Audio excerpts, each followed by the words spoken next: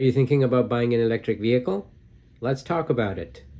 Welcome to Conversations Here and Now. My name is Naresh. I'll look at both sides of the issue, the good points about buying an electric car, and maybe not so good points about having an electric car. It is a polarizing issue. Some people love electric cars, some people hate electric cars. So let's start right away. There are many electric cars on the market now. So a lot of companies are making electric cars. I'm talking about fully electric cars. I'll talk about hybrids after. So there are quite a few benefits to having an electric car. And here are some of the main ones that people look at and think about when they buy the electric car. Fully electric car. Environmental benefits. Number one, environmental benefits. Under that falls lower emissions. EVs produce no tailpipe emission, helping reduce air pollution and greenhouse gases. And of course, energy efficiency. They convert more of the energy from the grid into motion compared to gas cars. So people look at that. Cost savings. That's the second thing a lot of people look at. It's cheaper to fuel. Electricity usually costs less per mile than gasoline. So cheaper to fuel. Lower maintenance. Of course, we all know, since it has an electric motors, they have fewer moving parts. So you don't need oil changes, fewer fluids, less wear on brakes. And so the maintenance is cheaper compared to a gas car maybe. Incentives. Now, many governments offer tax credits. Now in Canada, some provincial governments offer tax credits, some don't. Ontario no longer offers tax credits. And of course you can get tax credits, rebates, or sometimes free parking and charging perks. A lot of places make you pay for the charging, even in the malls, but a lot of places don't. That's up to the mall itself, but you do end up getting some free parking. That's closer sometimes, not all the times, but sometimes closer to the entrance of the mall. All right. Convenience. Home charging. You can refuel overnight at home instead of visiting gas stations. So you just come home, plug it in, and it's ready to go. Right? So what could be easier than that, right? Instant torque. Electric vehicles accelerate quickly and feel responsive, right? You press the pedal and it goes. Simple as that. Quiet ride. Less engine noise makes for a smoother, quieter drive. So those are some of the advantages that people see. It makes people feel better that they're not polluting the environment, and of course, like I said, you never have to visit a gas station again, or you never have to go for an oil change again. But you still have to have some maintenance, but it's far less than compared to a regular car. Okay, so those are the good points that people look at, the big ones anyways. So now I'm going to look at some of the problems that people have had with electric vehicles. Biggest concern people have is the cost upfront, high upfront price compared to gasoline cars, especially for long range EVs. EVs are expensive to begin with, right? We all know that. A long range EV can run you more than $100,000, right? So is it, if you can buy a car for $30,000, $35,000 compared to a car over $100,000, is the gas savings going to be worth to offset that? Is it? So that's the big thing that you have to look at. Battery replacement costs remain expensive, even if warranties cover the first years. Once you are out of the warranty, then what happens if your battery goes? That's not like a small battery that a gas car has, which is $200, $250, $300, depending on the type of battery. Depending on the electric vehicle, this can run you from $5,000 to $20,000, and that comes out of your pocket. So that's number one, cost. Number two is range anxiety. This is a big one. You get in the car, and if you maybe forgot to plug it in, or you're going for several trips around the GTA, Toronto, Mississauga, then you have to figure out how far these places are, because you have to look at, my car only has a range of about 400 kilometers or 500.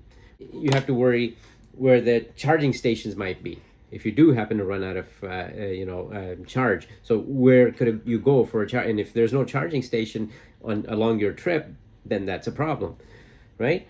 And that range anxiety increases when the weather is cold, because cold weather, use of heating, air conditioning, or towing can reduce range significantly.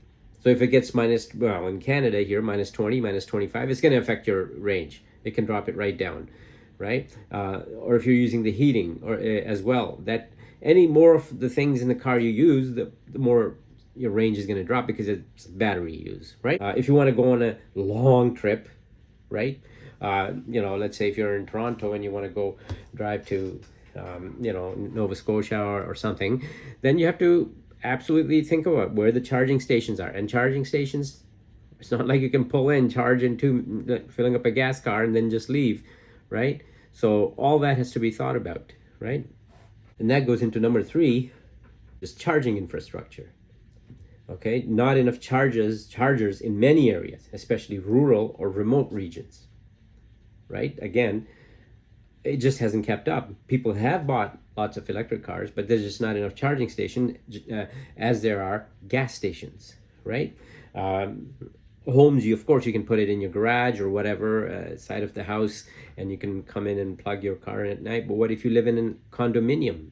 Most condominiums don't have charging stations, right? Then you have to go every night, visit a charging station where it may take you 20 minutes to a half an hour, maybe more, to charge your car before you go home.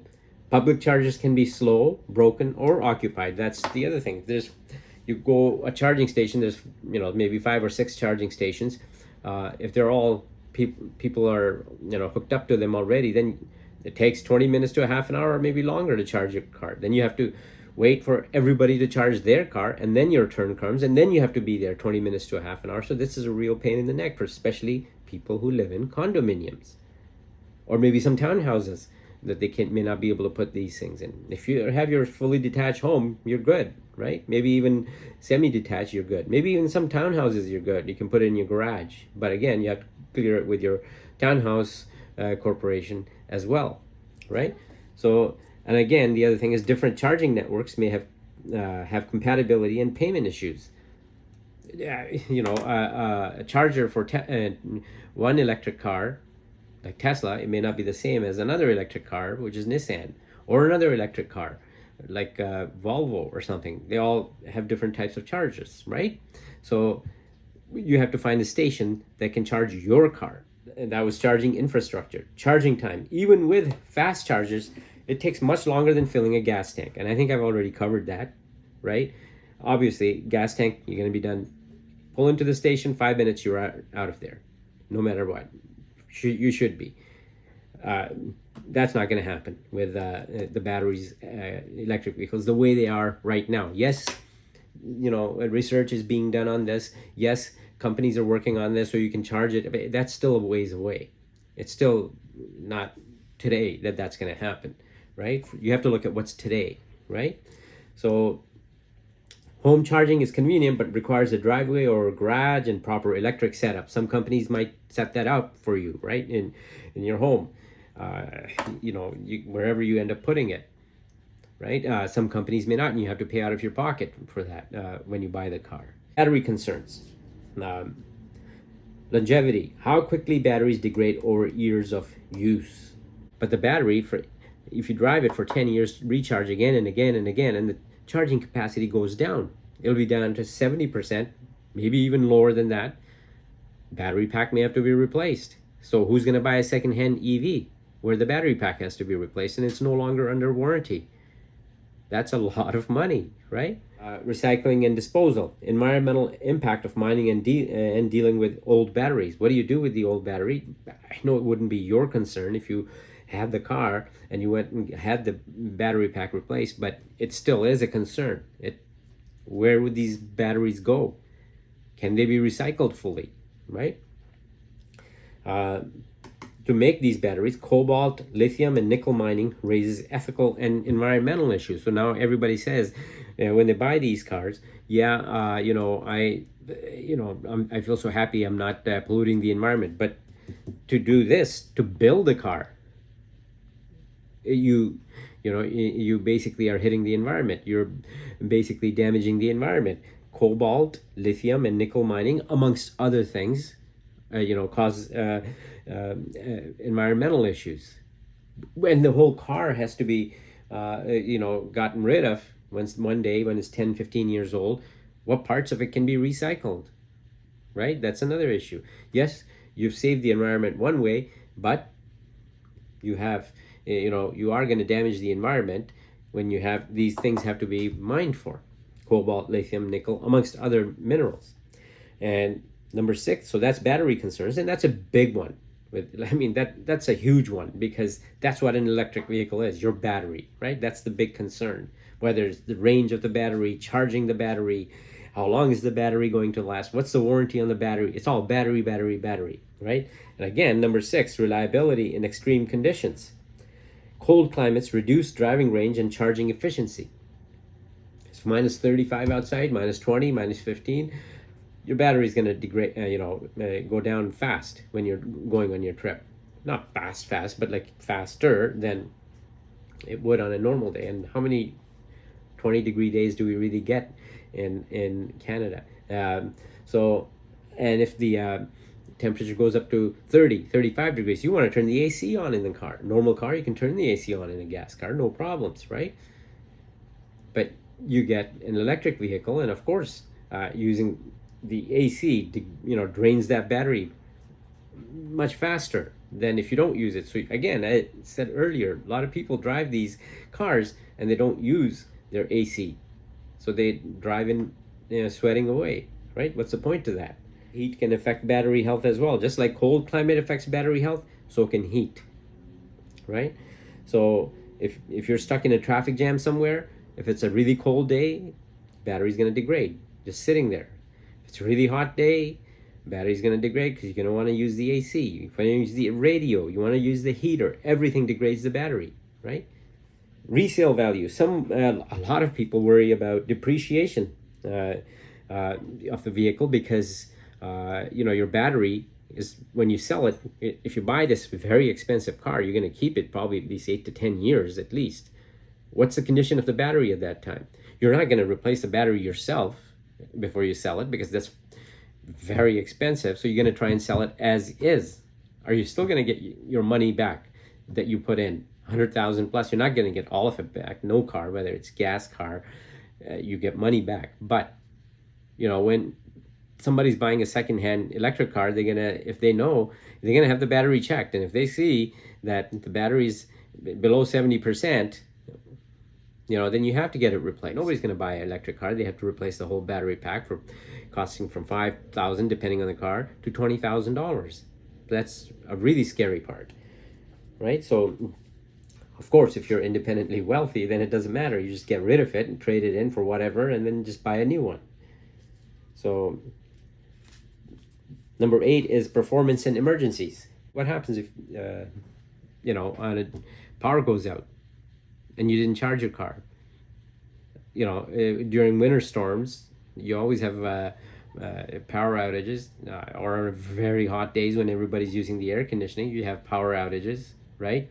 What happens then if your car is only half charged and you got to go on a bit of a trip to wherever it may be, right? So these are another concern. This is another thing you have to think about. Insurance. Number 9, insurance and repair costs. Electric vehicles often have higher insurance premiums because repairs are costly. If an electric vehicle gets in a collision, to repair that is far more expensive than a gas vehicle, fully gas vehicle that gets into a collision all cars are expensive to repair now anyway, but an electric vehicle is far more expensive because the battery battery pack gets damaged even slightly, that may have to be fully replaced, and the insurance company is going to say, sorry, we're just going to write it off, right? And fewer mechanics are trained to fix EVs.